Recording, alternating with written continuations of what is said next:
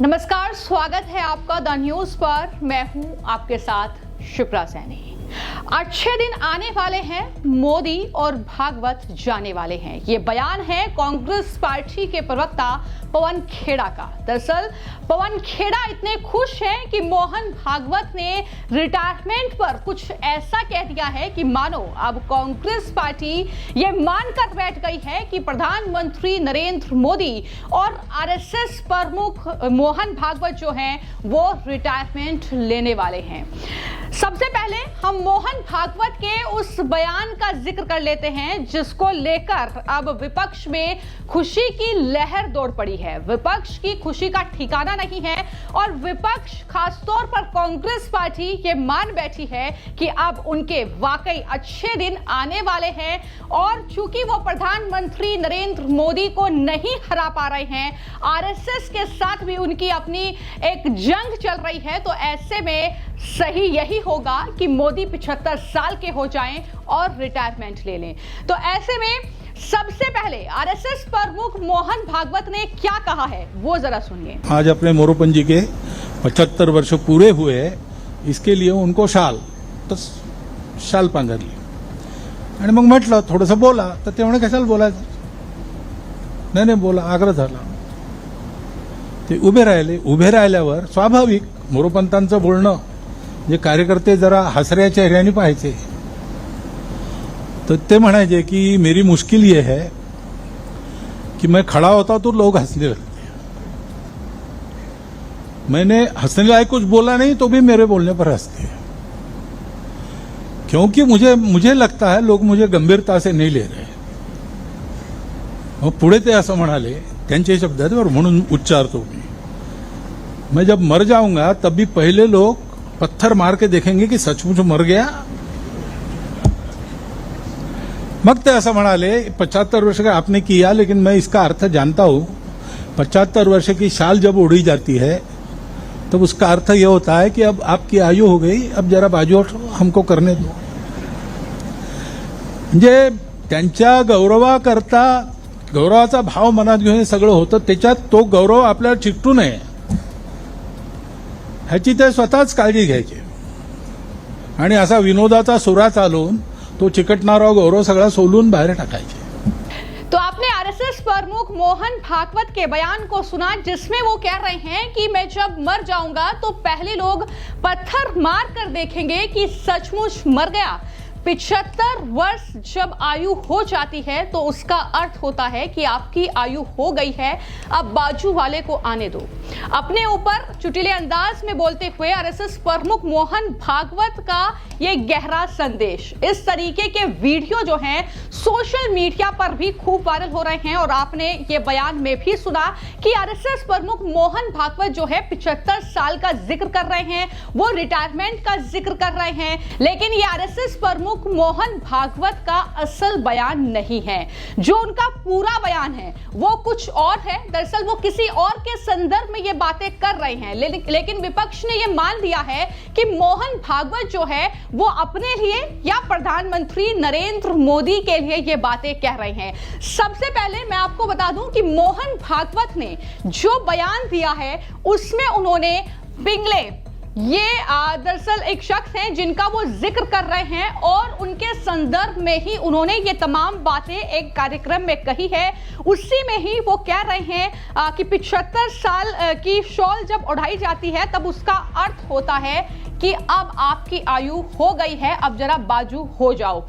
तो ये बयान उनका सामने आया है. असल बयान मोहन भागवत का ये है, लेकिन विपक्ष इसे किस तरीके से पेश कर रहा है. पवन खेड़ा जैसे जो नेता हैं कांग्रेस पार्टी के, वो किस तरीके से मोहन भागवत के बयान को सीधे प्रधानमंत्री नरेंद्र मोदी से जोड़ रहे हैं और खुश हो रहे हैं कि अब जो है प्रधानमंत्री का जन्मदिन आने वाला है और वो 75 साल के हो जाएंगे, तो ऐसे में प्रधानमंत्री को अब रिटायरमेंट ले लेना चाहिए. अब तो मोहन भागवत ने भी कह दिया है कि 75 साल के बाद रिटायर हो जाना चाहिए. पवन खेड़ा ने क्या कहा, मोहन भागवत के बयान का जिक्र करते हुए वो कहते हैं कि कल मोहन भागवत जी ने कहा कि 75 साल होने के बाद व्यक्ति को किसी और को मौका देना चाहिए.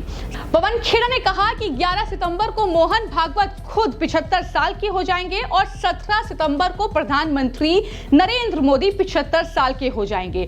इससे आगे वो लिखते हैं कि भारत के अच्छे दिन आने वाले हैं क्योंकि भागवत और मोदी जाने वाले हैं। तो ये है पवन खेड़ा का बयान जो आपने सुना कि किस तरीके से जो है वो खुश हो रहे हैं, सवाल भी उठा रहे हैं हालांकि कि प्रधानमंत्री रिटायरमेंट क्यों नहीं ले रहे हैं। जब वो खुद 75 साल की बात कर रहे हैं तो फिर प्रधानमंत्री गद्दी पर क्यों बैठे हुए हैं। सिर्फ पवन खेड़ा ही नहीं, सुप्रिया श्रीनेत की तरफ से भी जो है एक्स हैंडल पर पोस्ट किया गया, उन्होंने भी मोहन भागवत के उसी बयान का जिक्र किया जो कि आधा अधूरा बयान है जो लगातार सोशल मीडिया से लेकर मीडिया पर चल रहा है। लेकिन सच क्या है वो हमने आपको बताया। जो दिवंगत मोरोपंत हैं पिंगले, उनके संदर्भ में ये बातें कर रहे हैं और उनकी ही पुस्तक के विमोचन के मौके पर वो पहुंचे थे, तो इस तरीके से उन्होंने ये बयान दिया था। लेकिन इसी को पोस्ट करते हुए सुप्रिया श्रीनेत लिखती हैं कि मोदी जी को मोहन भागवत जी का ये हैप्पी बर्थडे इन एडवांस कहने का तरीका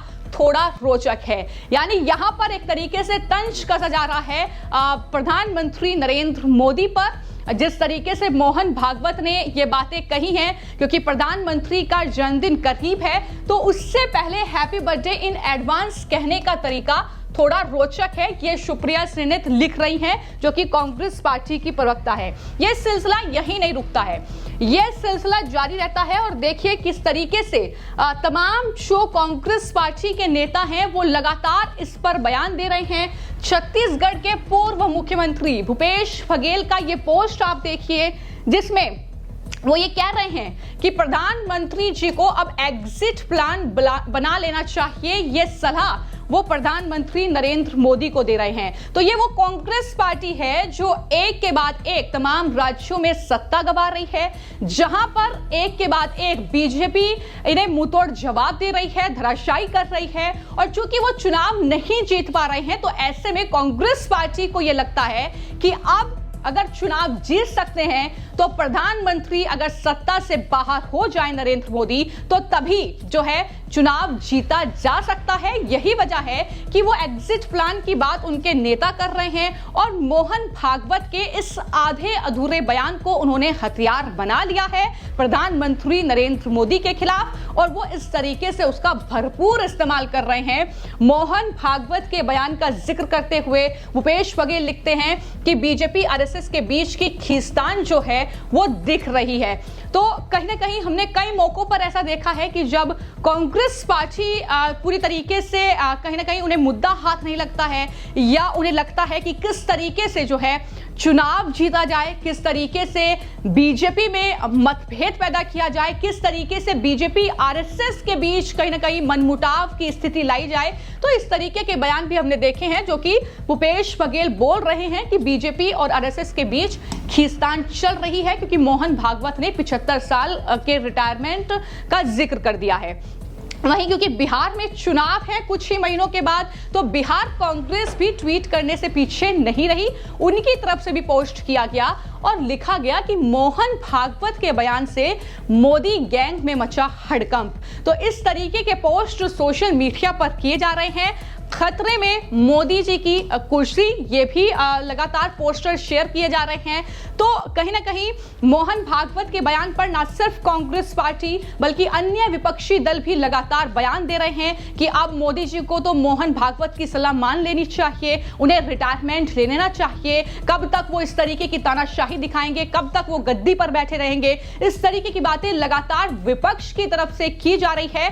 और भूपेश बघेल ने न सिर्फ पोस्ट किया है बल्कि मीडिया से बातचीत भी की है मोहन भागवत के इस बयान पर और किस तरीके से प्रधानमंत्री नरेंद्र मोदी पर तंज कसा है, जरा सुनिए। देखिए, मोदी जी ने जो नियम बनाए जब 2014 में प्रधानमंत्री बने और एक मार्गदर्शक मंडल उन्होंने बनाया था जिसमें आडवाणी जी, मुरली मनोहर जोशी जी, तमाम बड़े नेताओं को रिटायरमेंट दे दी थी, फोर्सफुली हटा दिए थे।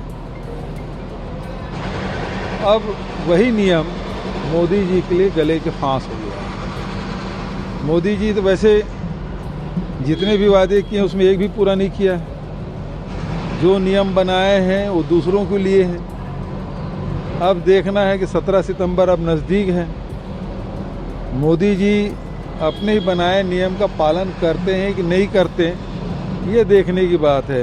लेकिन भागवत जी के जो बयान है वो स्पष्ट कर रहा है कि भारतीय जनता पार्टी और आरएसएस के बीच में ज़बरदस्त खींचतान है, क्योंकि कई बार के एक्सटेंशन के बाद भी राष्ट्रीय अध्यक्ष भाजपा के नड्डा जी नहीं, उसकी जगह किसी की नियुक्ति नहीं होना।